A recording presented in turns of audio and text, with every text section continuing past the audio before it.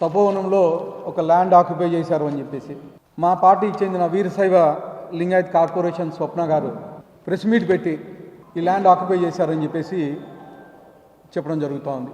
ఆ ల్యాండ్ అనేది నాకు సంబంధించిన అంశం కాదు, గవర్నమెంట్కి మీకు సంబంధించిన అంశం.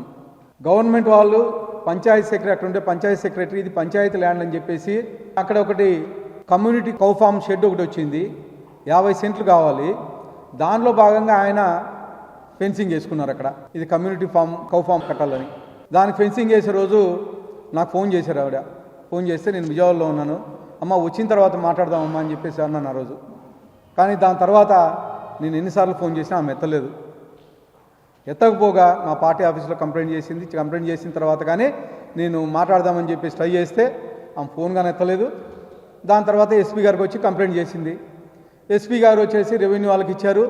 రెవెన్యూ వాళ్ళు కానీ ఇది ఓపెన్ స్పేసు పంచాయతీకి సంబంధించిన స్థలం అని చెప్పేసి ఒక రికార్డు కానీ ఇవ్వడం జరిగింది.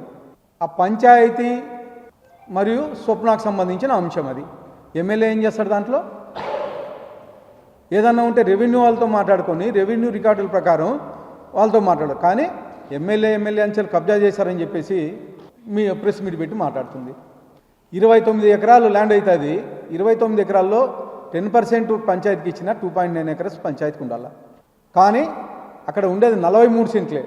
43 సెంట్లు కానీ ఓపెన్ స్పేస్ అని చెప్పేసి అక్కడ ఉండే పంచాయతీ సెక్రటరీ అయితేమి రెవెన్యూ వాళ్ళు అయితేమి డిక్లేర్ చేశారు.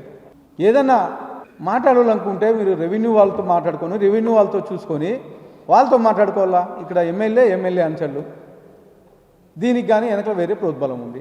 ఎవరు ప్రోద్బలం ఉందనేది మీ అందరికీ తెలుసు, అనంతపురం ప్రజలందరికీ తెలుసు. అంటే ఈ ప్రతిదీ ఎమ్మెల్యేకి ఆపాదించడం ప్రతి ఒక్కరికి అలవాటైపోయింది. అంటే మా పార్టీలో కానీ ఇంకో పార్టీలో కానీ